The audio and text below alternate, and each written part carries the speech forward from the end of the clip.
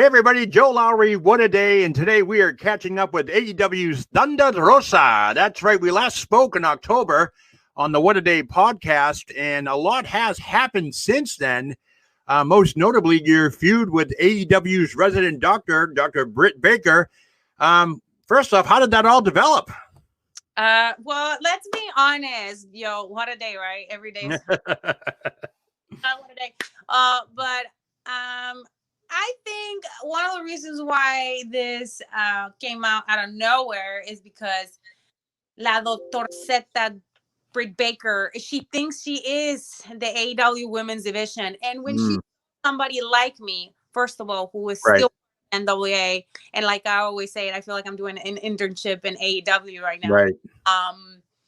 With talent and with possibly, one of the rising stars just in the business in general, she's like, I don't like that person. And she made it clear. And she made it very clear, very uncomfortable my whole entire time that I've been there, that she doesn't like me and she doesn't believe that I belong there. But I have over and over and over again, that is not about what company. It's like, I belong in the ring, period. Right. Now, obviously, you guys had a couple of run-ins, and actually for tomorrow night, you guys were supposed to wrestle. But unfortunately, there's some COVID concerns. Now, you don't have COVID, right? You were just exposed to someone that had it? Exposed to COVID. Okay. And how long are you quarantined for? Like, when's your expected timeline return? Mañana. Really? Okay. That's good. Awesome. All right. A couple of things I wanted to talk about that we probably didn't catch up before. Speaking with other legendary Hall of Fame wrestlers like Madusa, Alundra Blaze, and people like that, Francine, do you feel there's a place for them right now where they can come in and possibly, interact with their younger generation, the newer talent like Jake the Snake Roberts is doing, Arn Anderson? Do you feel that there is that's warranted right now, that you guys should have something like that in the women's division? I think that'd be pretty cool because it's different. I don't think it hasn't been done like that. And like going back and seeing any of the major companies working with like talent I don't think it has been done. I mean, I had the privilege to have Madusa come to my show in Mission Pro Wrestling the last I saw that. Yep. And she agent half of the show along with, and that is invaluable information and invaluable experience as a young wrestler to have been in the business for such a long time that can give you like their view on what should be done in the ring, especially because they've worked for so long. And two, I don't know, I found it very important to work with people from other generations of wrestling. Like, I love talking to Arn Anderson and Lenko when I'm in AEW, asking them, like, how was it before? Like, things that I could do better in the ring. Because, I mean, what I see, what I study is, like, people like them. You're right. Right? So, and when I talk, I have the privilege to be close to and she has a lot of respect for me and for my work. And anytime I have a question in terms of anything, I can feel like I can pick up the phone and talk to her. But I feel like not a lot of people, not a lot of women, that have been in the business just as much as long as I had been, have that opportunity. And now, as you know, Jazz and I, we run our own school, the Duck Pound Dojo, along with Mac and my husband. And believe me, ever since I started, training with them, it's like my confidence in other levels have grown a lot more. Right. Do you think the other women are open to this with like a Madusa and all those people coming back to try and help and forge the women's division a little bit? I will say yes. I want to say yes, but I have to. I mean, it's by case to case basis, I guess. Right. Some people feel that it's good to have veterans, but depending on like their mentality, like they might clash. But I mean, it's always nice to come to a nice little like medium. Like I said, I love working with Jazz for that same reason. She's in the middle, and I always can reconvene, and the girls really respect her. Oh, excellent. Okay. Good. Now, since we last spoke in October, you were just coming around, getting back in the ring. Live shows were taking place. And then obviously you went over to AEW, and there was a lot of, where am I going? WWE had you on the radar, or, all the dirt sheets were telling that. And it's just telling everybody. It's not that WWE had me on the radar. I can't sign. I'm signing with NWA until the end of this year. And Okay. Even if like other companies want me, like I said, I'm still signed for NWA. But Right. I mean, a lot of things had happened. Like I said, I opened my own school. Yep. I'm still running shows. We have our next show is in February 6th, which I have another bone to pick with Allison K. We're having Uh-oh. so it's Things are picking up, no doubt about it. Speaking of the live shows with AEW and so forth. Whoop, you there? Yes, I just There you are. That's okay. It happens all the time. take my What's it like working during the pandemic with a limited crowd, like such as AEW at Daisy's Place? What is it like for you going out there and seeing like a limited crowd? I am used to. I think at this point I'm used to it.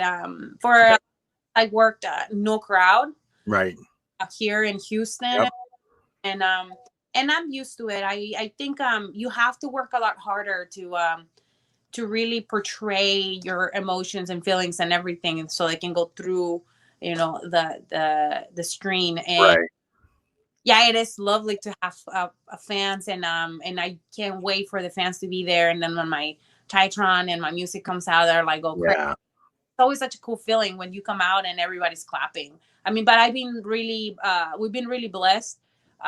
This might sound, some people might criticize it, but we've been blessed here in Texas with Mission Pro. We have had the last, 6 months. I mean, I don't know, something like that. I don't even remember who started. 17th, yes. So it's like the last 3 shows we have had crowds, and it's lovely to see the little kids, the little girls, their parents, you and just like how respectful and how we have to now change our ways. Everybody has to mask or doing like social distancing. Everybody stays with a little group.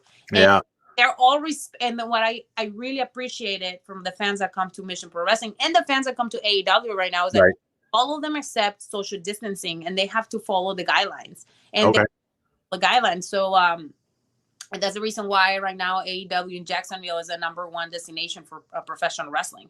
Well, yeah, the governor, Ron DeSantis, opened everything up. So, I mean, I'm surprised they don't have larger crowds, but I think it has to do with the amount of people that are allowed inside the stadiums and so forth. Up here in Massachusetts, we're not even near that phase yet. Actually, we went backwards. We're averaging like 7,000 new cases a day and so forth. So we're like in another mega surge. The city of Boston, where I'm from, is shut down. 25% work capacity. All the big buildings in town are locked up because nobody can go in town. And, we had SummerSlam was slated to come last year. It's rumored to come again this year, but we don't know now because nobody knows when we're opening back up again. So, people are turning to wrestling, or wrestling fans are turning to social media, AEW, NWA. You can see it down in Texas. They're flocking to these live shows because they're itching to get back out there and see action in the ring live, So, I mean, thank God for you guys doing that in Texas. Do you think overall when we're past all this, the pandemic is going to hurt or help wrestling at all? Or what do you think is going to happen on the other side of all this? I think what's going to happen is, like I always tell everybody, for wrestling and wrestling promoters and wrestling promotions, you have to adapt to the situation of the circumstances that we currently live in. Right. Very cautious when we booked people. I'm telling you as a promoter that we need to keep our staff and our performers safe. And that is why screening everybody for COVID. This is not a joke. No, it's not. And I get to know more people that somebody in their family has died of COVID. Yeah, it's now hitting the mainstream. I get it now. Before everybody was like, "Oh, nobody has it." Now everybody has it or has been exposed to it, and we're seeing it. Just last night on Raw, you saw Drew McIntyre has been exposed. He's quarantined now. So, with all that being said and done, I think personally that the crowds will return. I think wrestling will go to new heights. Hopefully. But I think AEW and NWA will probably benefit from all this because you're getting more exposure because more people are in front of their computers now and on their phones and tablets and so forth. So they can tap right into it quicker and easier than before instead of waiting for a live show. So, but so speaking of social media, all right, I know we talked about this earlier, but you and Britt Baker or Dr. Britt Baker, I see the tweets going back and forth.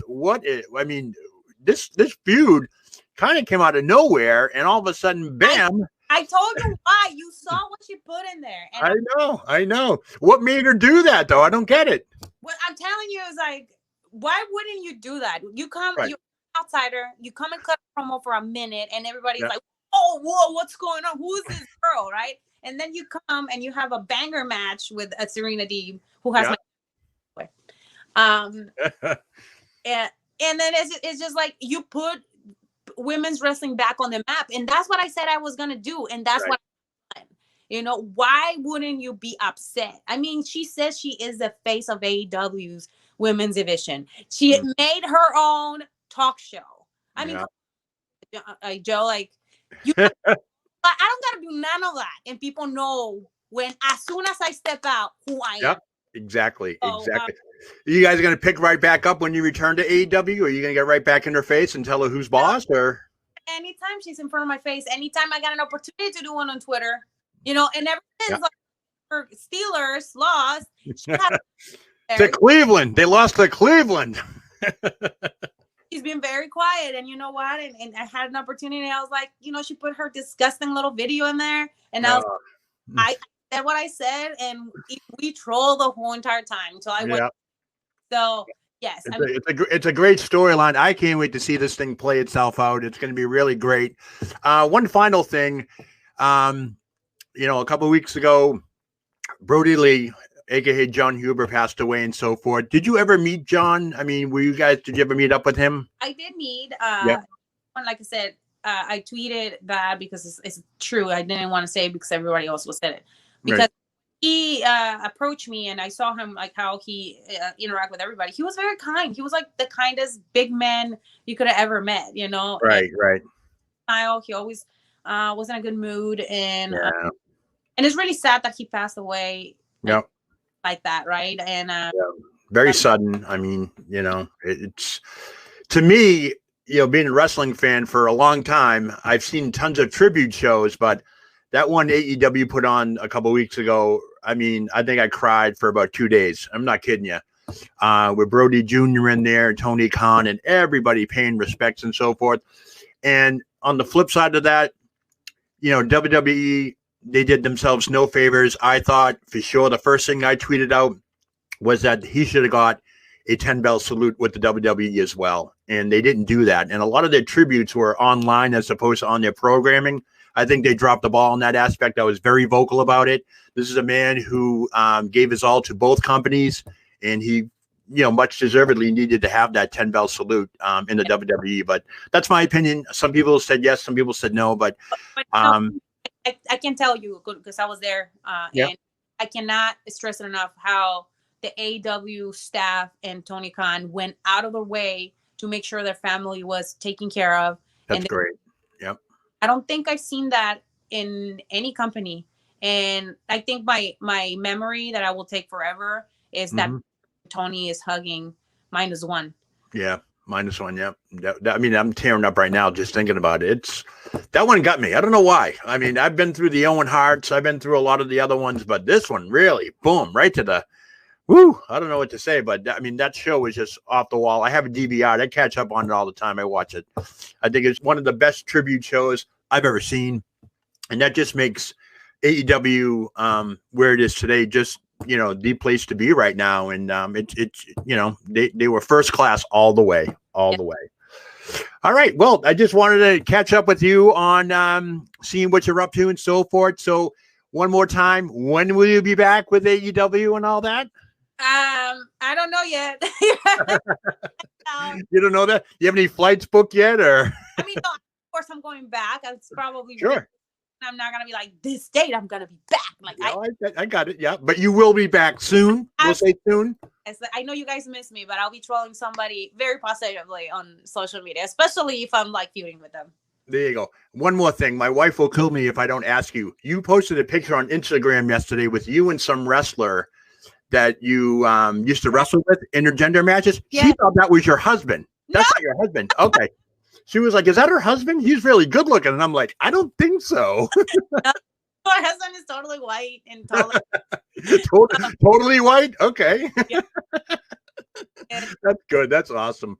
But I wish you the best of luck and so forth. Hopefully down the line we'll catch up again and see where, Thunder Rosa ends up. But I see you're very busy. You got your Mission Pro Wrestling.